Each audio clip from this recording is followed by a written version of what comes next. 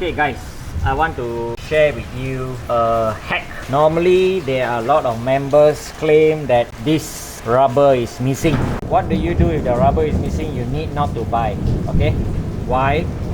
When you replace your air filter, the unused air filter, there are 4 rubbers. 1, 2, 3 and 4.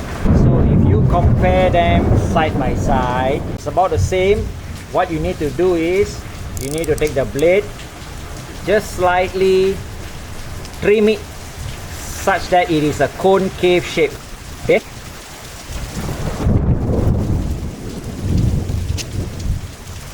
okay, so you can see roughly it's a concave shape, and then you can just put it in.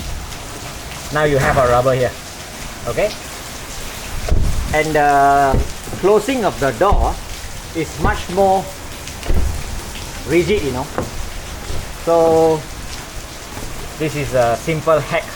Okay, I hope it benefit you. Take care. Cheers. Come on, say bye. Say bye. Come on.